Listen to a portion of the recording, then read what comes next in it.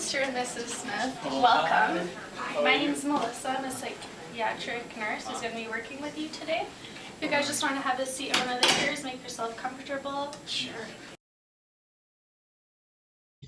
I'm glad that you guys came in to see me. I just wanted to discuss the lab results that you guys got done. So you went and got a 50-gram glucose challenge test with plasma glucose 1 hour later. The result was a 9.2 millimoles, which is out of the normal range of less than 7.8 millimoles.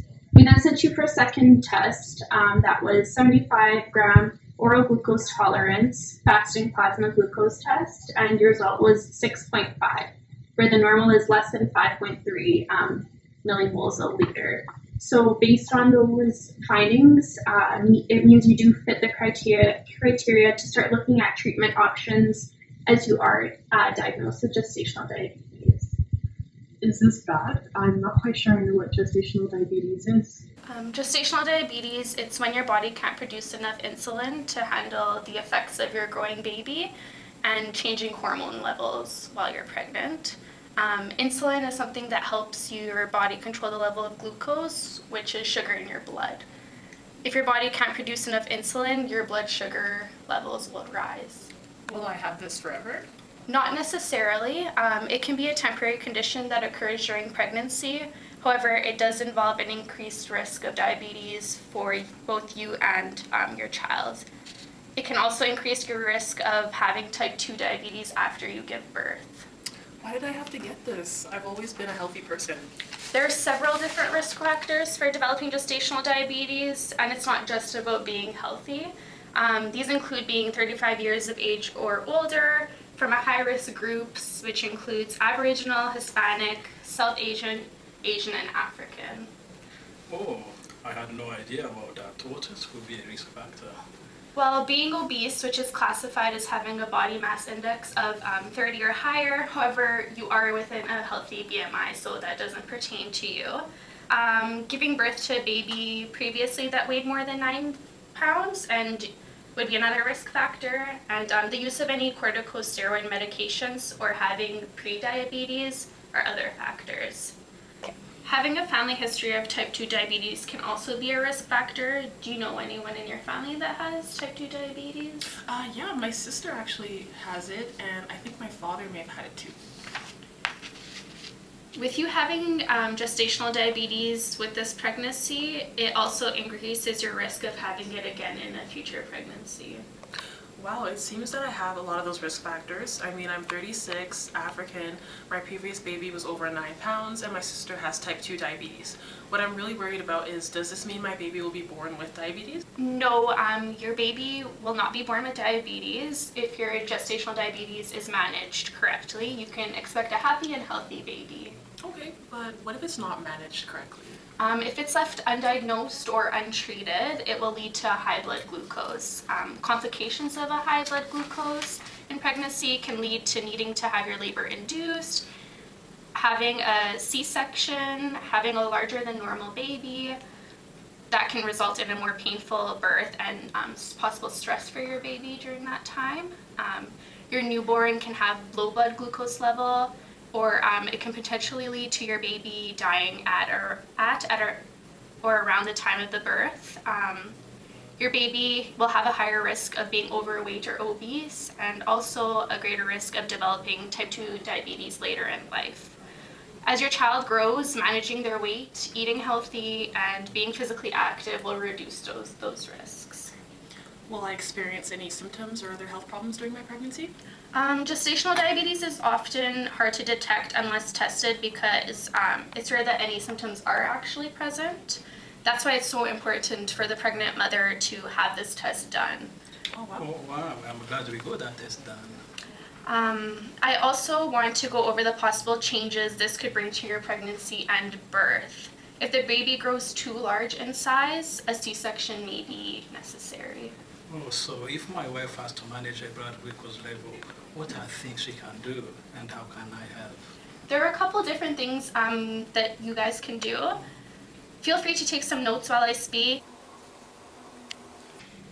Before we begin, I want to assure you that there are many health professionals that are here to assist you and help you in maintaining a normal pregnancy.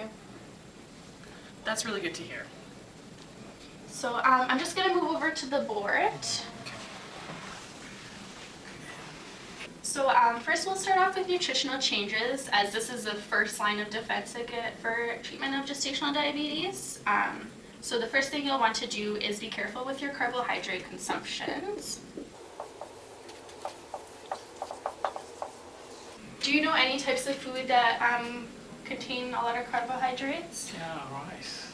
Well, I know that white bread has a lot of carbs, but I love eating bread. Correct. So something bad would be white bread. So you mentioned that you like eating white bread. Instead of eating white bread, you can continue to eat it, but just try a multigrain option instead, because it's less carbohydrates and better for your overall health. What are some other foods that you think would be good to incorporate in your diet? Well, I know that fruits and vegetables are good for your overall health, so I should increase my intake on that too. Exactly. It's important that you eat good carbs throughout the day, such as fruits, vegetables, whole grains, starchy foods. You'll want to avoid foods such as white bread, like you said, along with cereals, salt, and sugar.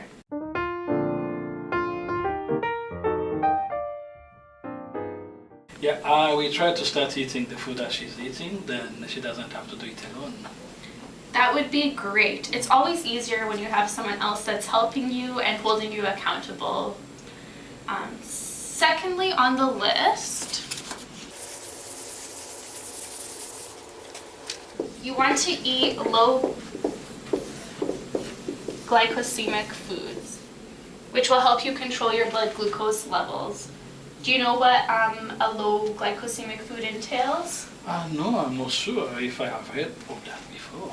So a low glycemic food will not raise your blood sugar or levels compared to standard foods. They include multigrain bread, granary seeded bread, whole wheat pasta, basmati rice, yams, plantains, beans, lentils, and most fruits and vegetables. Okay, so we can modify our pastas, rice, and breads to be whole wheat and brown. That would be strongly encouraged. And you want to lower the amount of sugar in your diet. So this would include the use of artificial sweeteners and reducing the amount of processed foods such as energy drinks, regular pop, and cake.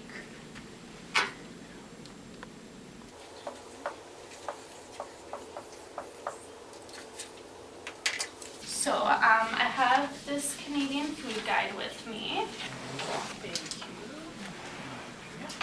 you. Knowing this information that we went over for nutrition, what would you prepare for a typical breakfast or dinner meal with your family? For dinner, we could have a piece of chicken breast with cooked potato, a side of green salad with low-fat dressing, some cooked asparagus and green beans, a piece of fruit like a pear, and a cup of milk. Awesome. That would be a healthy meal. There are also nutritionists who can assist you with meal planning and deciding what options are best for you and your family. Another important factor when it comes to eating is avoid taking long gaps between meals. Eating regularly throughout the day will maintain blood glucose levels and regulate your appetite. So you can do this by eating smaller meals and snacking throughout the day. What if I don't always have time to eat? By skipping meals, it can cause unwanted fluctuation in your blood glucose levels, which could become dangerous. So it's important to be eating. Do you have any questions so far? That's a lot to take in. Can I see the additional resources that I can take home with me? Here you go. Thank you. So now we'll move on to physical activity. If you guys just want to have a seat around the table, and we'll get started on that. So we finished talking about nutrition. Next, we'll move on to physical activity. What's your current daily, weekly exercise routine like? I do a lot of housework throughout the day, if that counts. I also try and go swimming once or twice a week. Good. Being physically active is an important and essential part of diabetes management. It helps control your blood glucose levels. It also helps to boost your energy, sleep better, reduces your stress. reduces pregnancy discomfort, helps you prepare for your childbirth, and can get your body back into shape faster after you deliver your baby. Yeah. What kind of exercise would be best for us to do, and how often should we be exercising? Doing about 150 minutes of moderate intensity aerobic activities such as walking, cycling, or even dancing over a 3-day period in the week. So if I take our other younger daughter for a long walk and do cycling every couple days, that would be good? That would definitely be a start. It's important to not do any strenuous activities, as the body can perceive that as stress, and that can result in a temporary elevation of your blood glucose, which can put your baby in distress. That's good to know. I'll definitely keep that in mind when I'm exercising. I also just wanted to add some of the long-term health benefits of sticking to a regular exercise routine even after you have your baby. And Mr. Smith, this can also pertain to you for your physical activity.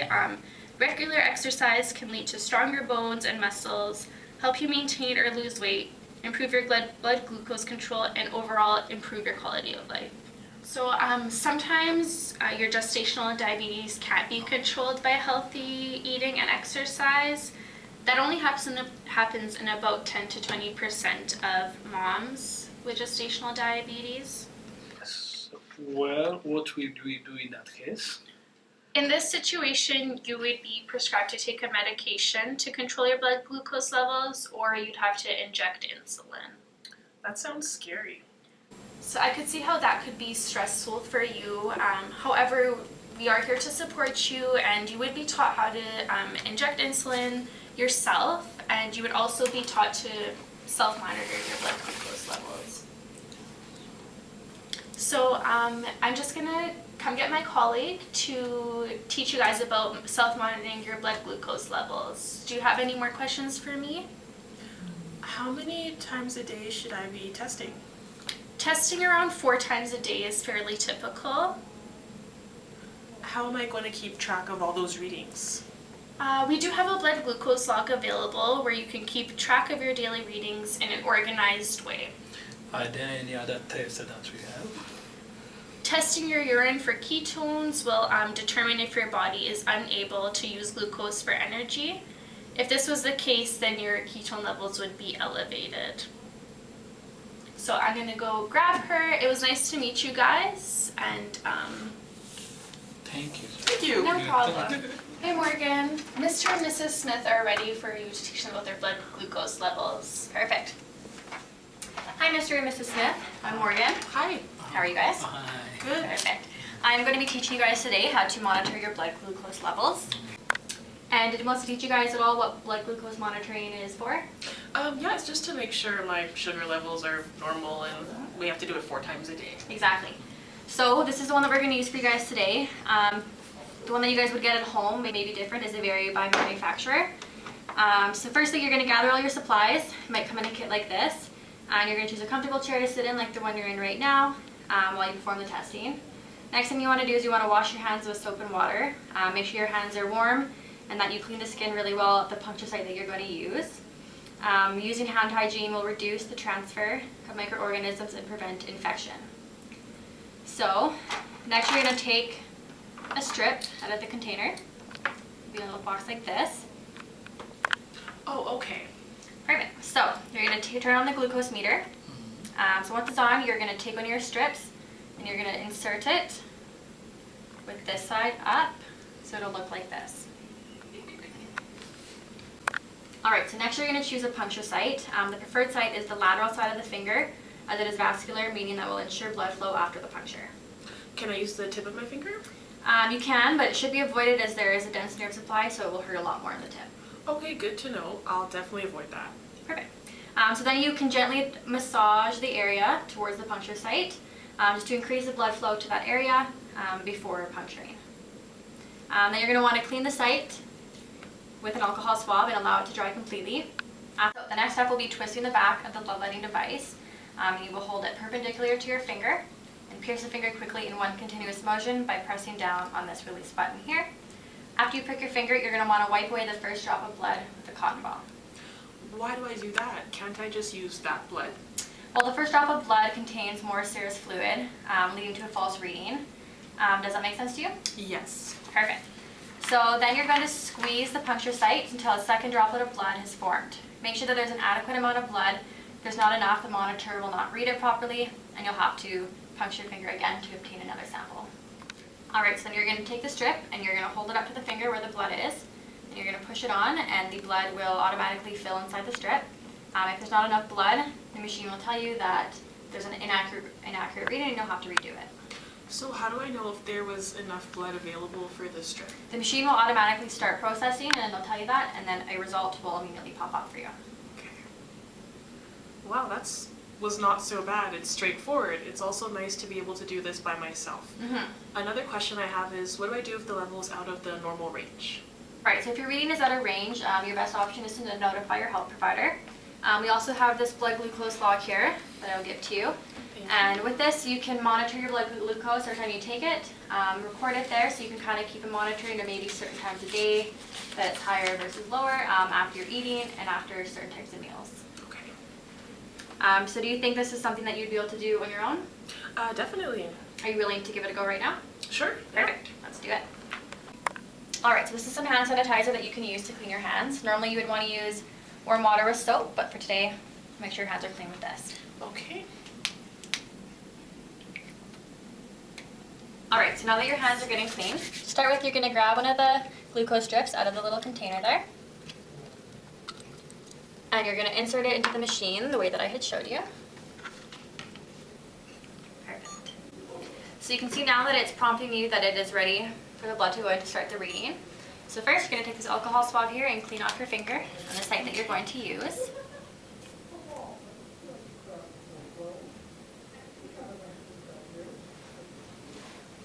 Perfect. So now you would take your device there, and you're going to hold it, and you're just going to twist the top of it. So at this point now it is ready for you to do the puncture. So you're going to hold it perpendicular to your finger there, the one that you're using, and you're going to push down. Perfect. So these ones we don't have loaded today, but what we would do is it would start to bleed. You would want to have a gauze pad ready, wipe off the first drop of blood, and then you would squeeze out the second drop of blood, and that's what you would hold up to the machine, and it would take it. For the purpose of today, we are going to use this Liberty solution, and we are going to do a reading, just so you can see what would come up on the machine here.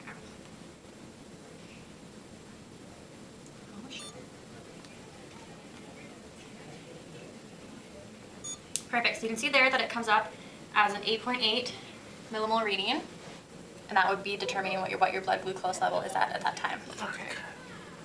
All right, Ms. Smith, it looks like you got all the steps right for how to do that. Is that something that you would feel confident doing by yourself at home? Definitely, I feel a lot better about it now that we've gone through it, and I think I can get it done alone. Perfect, so one thing I also want to mention is that if the puncture site is bruised or continues to bleed after the puncture, first you can apply some pressure to it. If that doesn't stop the bleeding, elevate your hand above your heart, and if it still continues to bleed, then you're going to want to notify your health professional. If my blood glucose is too high, will I have to go on medication? Most likely. Usually we would try and control it through a healthy diet and moderate exercise. However, sometimes doing all those things alone is not enough. Your doctor may prescribe medication such as glyburide or metformin, both of which will help you control your blood glucose sugar levels. But would that be safe for me and the baby? Absolutely. So the medications have not been associated with an increased risk to birth defects or complications, and they would not harm you either. Great. I hate to sound pessimistic, but what if those don't work either? If all else fails, your doctor may put you on insulin. The good thing is that the insulin would be great at tackling your problem. However, it does come with a few inconveniences, such as having to inject yourself every day, having an increased appetite, and sometimes weight gain. Right now, our goal is to keep your glucose levels as normal as possible, using just nutrition and exercise in the hopes that it can prevent having to resort to medication. Okay, I see. Having to inject insulin does sound like it would be tedious, so I definitely plan on working hard to maintain good nutrition so that I won't have to deal with all that. Thank you for all the information. I feel much less anxious now that we've gone over this. You're very welcome. I'll leave you and your husband to chat with now. You guys can review the brochures and stuff that we left for you guys. If you have any other questions, do not hesitate to ask. Yeah, thank you so much really for all your help and to make us learning all about this. So thank you so much. Really. You're welcome, guys.